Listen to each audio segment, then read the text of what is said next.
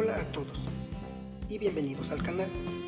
Hoy vamos a viajar en el tiempo, hace más de 250 años, para conocer a un hombre que se atrevió a mirar donde nadie más lo hacía, revelando un mundo completamente nuevo y fascinante. Su nombre era Antonio van Leeuwenhoek y fue el primer cazador de microbios. Imaginen un mundo donde la ciencia apenas daba sus primeros pasos. Un mundo lleno de supersticiones oscuras.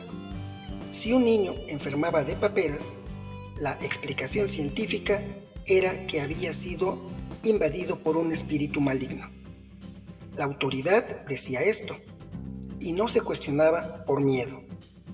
Era un mundo donde disecar un cuerpo podía llevarte a la hoguera, o demostrar que la Tierra giraba alrededor del Sol a cadena perpetua. En este contexto nació Antonio van Leeuwenhoek en 1832 en Delft, Holanda. Venía de una familia respetable, fabricantes de cestos y cerveza. Tras la muerte de su padre, su madre lo envió a una escuela para ser empleado del Estado, pero a los 16 años lo dejó y entró de aprendiz en una tienda de Ámsterdam. Esta tienda de telas y paraguas se convirtió en su universidad durante 6 años. A los 21 años volvió a Delft, se casó, abrió su propia tienda de telas y aunque poco se sabe de los siguientes 20 años, fue nombrado conserje de la casa consistorial, pero lo importante es que en ese tiempo Leeuwenhoek desarrolló una extraña afición: tallar lentes. Había oído que con ellas se podían ver las cosas más grandes. Pero no crean que compró lentes, no, él fabricaba las suyas. Era extremadamente desconfiado. Visitó ópticas, alquimistas y orfebres para aprender los secretos. Era meticuloso, no solo quería que sus lentes fueran tan buenas como las mejores de Holanda, sino que tenían que superarlas. Pasaba horas perfeccionándolas y luego las montaba en marcos de oro, plata o cobre que él mismo extraía. Sus vecinos pensaban que estaba chiflado. Sus manos se llenaban de ampollas, olvidaba a su familia, trabajaba hasta tarde, inclinado sobre sus lentes y crisoles. Mientras los cuerdos se reían, él logró fabricar lentes minúsculas, de menos de 3 milímetros de diámetro, pero tan perfectas que ampliaban las cosas enormemente y con una nitidez fantástica. Era un hombre inculto, según los estándares de la época. Solo hablaba holandés, el dialecto despreciado por el mundo culto que hablaba latín. Pero su ignorancia fue su suerte. No tuvo otra guía que sus propios ojos, sus reflexiones y su criterio. Una vez que tuvo sus ojos mágicos, empezó a examinar todo: fibras musculares de ballena, su propia piel, ojos de buey, lana de oveja, pelo de castor y liebre, cabezas de mosca, maderas, semillas, patas de piojo. Era como un cachorro que olfatea todo sin asco ni tino. Leeuwenhoek era increíblemente difícil de convencer. Miraba lo mismo 100 veces. Dejaba preparadas, fijas, sus preparaciones durante meses. Se hizo cientos de microscopios para comparar. Nunca escribía ni dibujaba nada hasta estar absolutamente seguro. Después de ver algo cientos de veces en las mismas condiciones, aún así no siempre quedaba satisfecho. Él decía que la gente que miraba por primera vez a través de una lente se equivocaba fácilmente. Pasó más tiempo en sus observaciones del que muchos creían y las hizo con satisfacción, sin importar lo que dijeran quienes preguntaban por qué tanto trabajo. Él solo escribía para filósofos. Mientras tanto, En la segunda mitad del siglo XVII, en lugares como Inglaterra, surgía un movimiento entre los sabios que decían: solo confiaremos en observaciones 1000 veces repetidas y en nuestros experimentos. En Inglaterra fundaron el Colegio Invisible, que tuvo que ser invisible para evitar ser colgados por conspiradores. Hacían experimentos para refutar supersticiones. Entre los miembros de esta sociedad estaban figuras como Robert Boyle e Isaac Newton. Poco después, esta sociedad se convirtió en la prestigiosa Real Sociedad, ubicada en Inglaterra. Esta Real Sociedad fue el primer público de Leeuwenhoek. En Delft había un hombre que no se reía de él, Regnier de Graaf, un miembro correspondiente de la Real Sociedad. Aunque Leeuwenhoek era arisco, permitió que Graaf viera a través de sus lentes. Impresionado, Graaf se apresuró a escribir a sus colegas en Londres rogándoles que contactaran a Leeuwenhoek. La Real Sociedad le pidió a Leeuwenhoek que les escribiera sobre sus descubrimientos, y lo hizo, con la ingenua familiaridad de un hombre de pueblo. En una larguísima carta en holandés vulgar, hablaba de todo, desde suciedades en la piel hasta el aguijón de una abeja. La Real Sociedad quedó asombrada y divertida. Estaban fascinados por las maravillas que Leeuwenhoek decía haber visto. Le rogaron que siguiera escribiendo y él les envió cientos de cartas en los siguientes 50 años. Estas cartas, llenas de anécdotas personales, sarcasmos sobre sus vecinos y revelaciones de supersticiones, contenían también descripciones magníficamente exactas de sus descubrimientos inmortales. Hoy los microbios son comunes. Los vemos en pantalla, en microscopios, pero hace 250 años no existían los microscopios como los conocemos, solo lupas. Con una lupa, Leeuwenhoek podría haberse vuelto viejo sin ver nada más pequeño que un ácaro del queso. Su aparente extravagancia de fabricar lentes cada vez mejores con fanática persistencia, examinando todo, incluso lo íntimo y desagradable, fue clave. Y llegó el día clave. Ese día, este observador maniático tuvo la extraña idea de mirar a través de su lente una pequeña gota de agua de lluvia. Su hija María, de 19 años, lo veía trabajar, romper tubos para hacer capilares. Miró por su lente y de repente, con voz excitada, gritó: «Ven aquí, en el agua de lluvia hay unos bichitos. Nadan, dan vueltas, son 1000 veces más pequeños que cualquiera de los bichos que podemos ver a simple vista. Mira lo que he descubierto». Al principio le costó creerlo. Esos animalitos eran demasiado pequeños y extraños. Volvió a observarlos hasta que le dolieron las manos y los ojos. No vio una, sino varias especies. Unas más grandes que se movían ágilmente con pies sutiles, otras tan pequeñas que no distinguía su forma, pero estaban vivas, moviéndose a grandes distancias dentro de la gota. Las describió parándose, girando como trompos. Leeuwenhoek, a pesar de no tener un plan formal, era muy consecuente y obsesionado con medir. ¿Cómo medir algo tan pequeño? Calculó que un animalillo era 1000 veces más pequeño que el ojo de un piojo grande. Hoy sabemos que el ojo de un piojo adulto es sorprendentemente constante en tamaño. Eso es hacer observaciones exactas. ¿Y de dónde venían estos bichos? ¿Caían del cielo? ¿Subían del suelo? ¿Creados de la nada por Dios? Leeuwenhoek creía en Dios, pero su sentido común y su fe le decían que la vida procede de la vida. Le parecía absurdo que cayeran del cielo.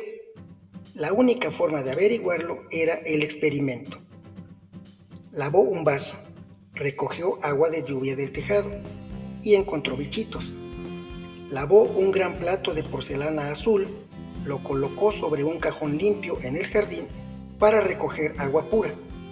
Tiró la primera porción, recogió nuevas gotas y demostró que esa agua no contenía ni un solo bicho.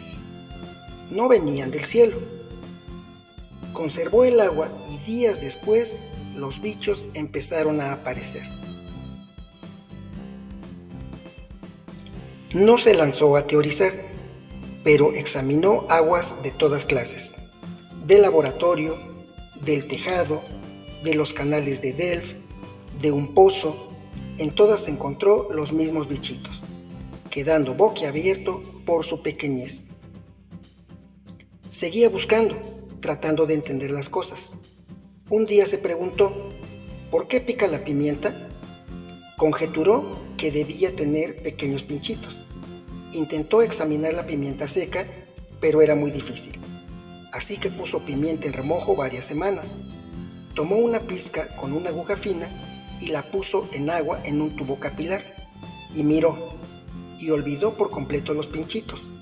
Con interés de un niño, observó un número increíble de animalillos de varias clases, moviéndose desordenadamente.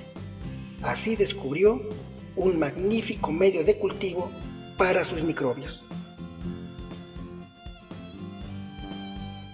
Esta carta asombró a los sabios escépticos en Londres. Decía que había seres tan pequeños, en una gota de agua cabían tantos como habitantes en su país. Les pareció un disparate.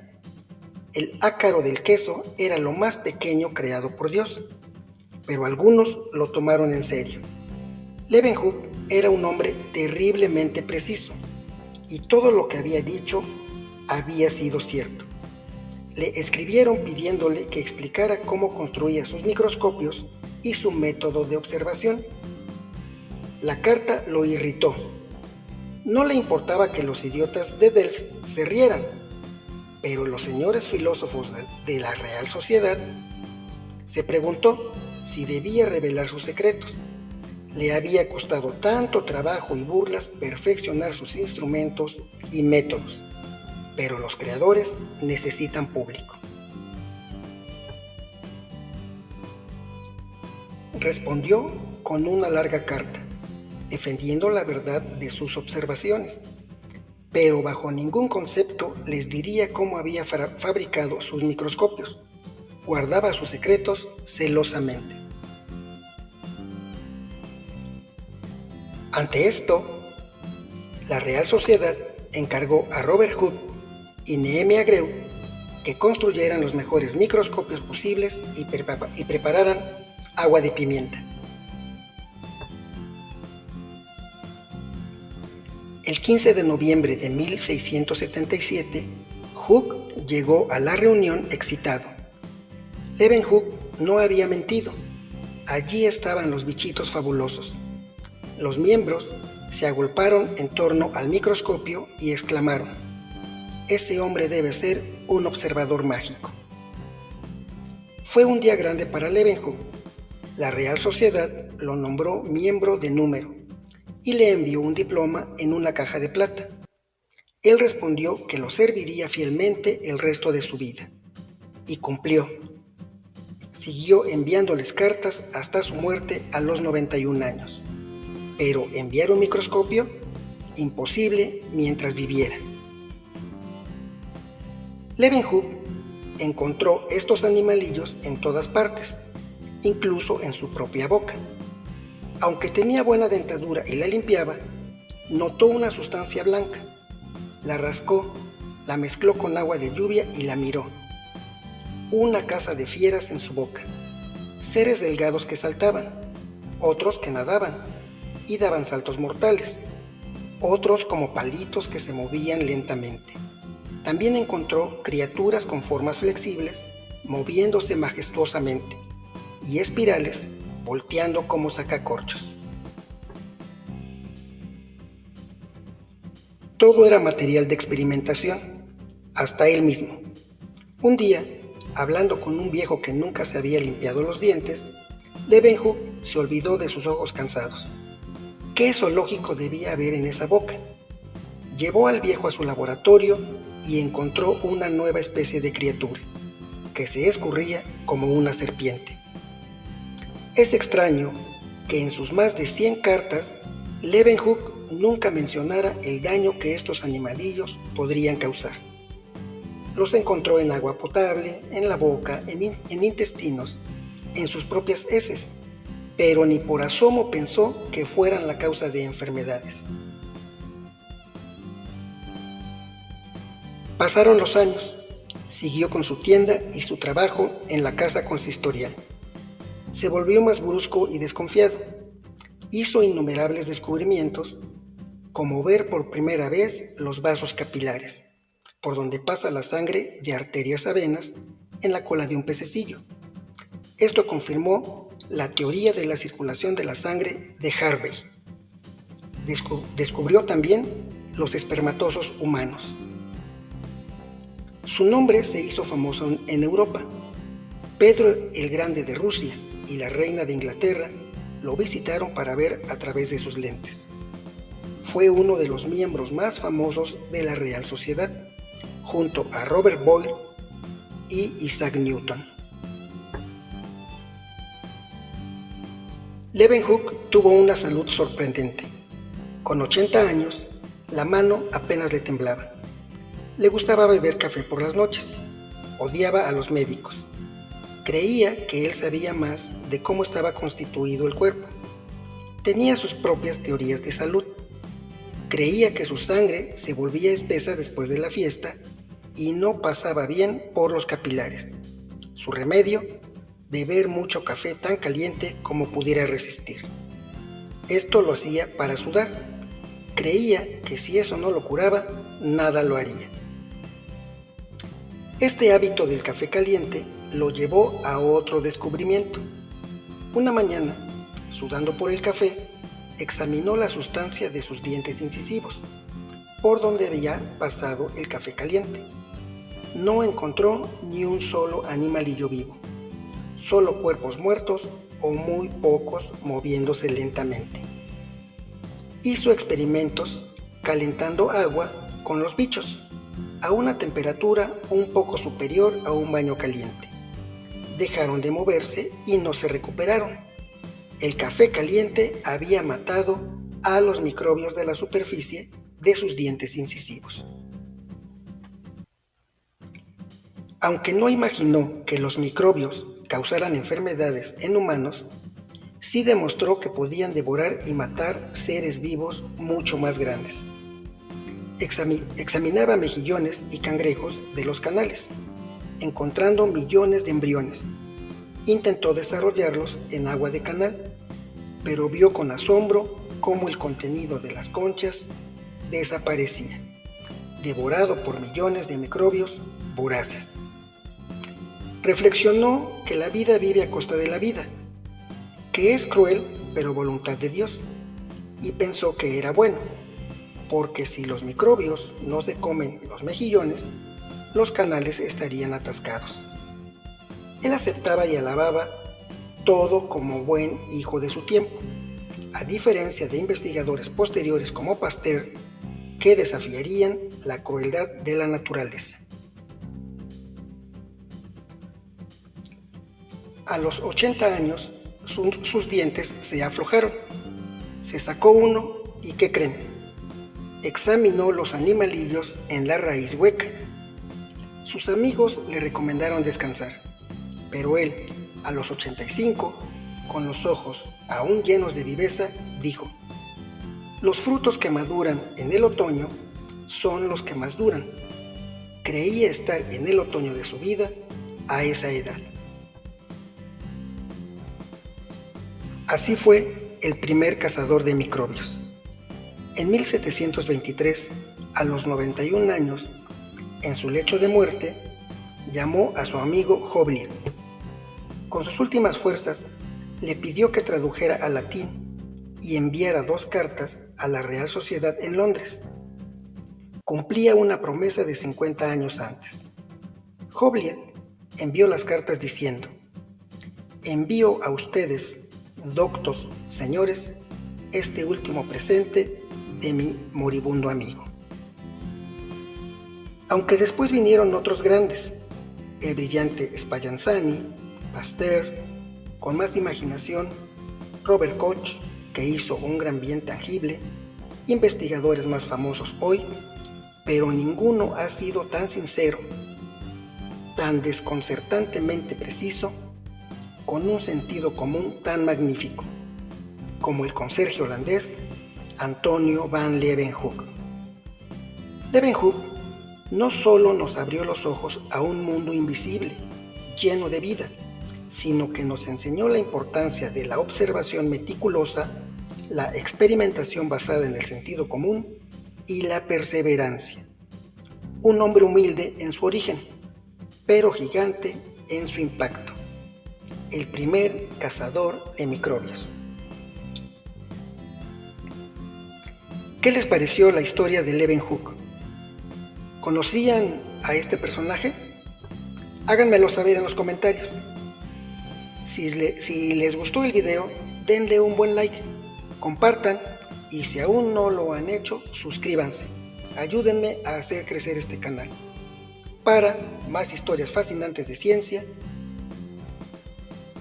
nos vemos en el próximo video. Hasta pronto.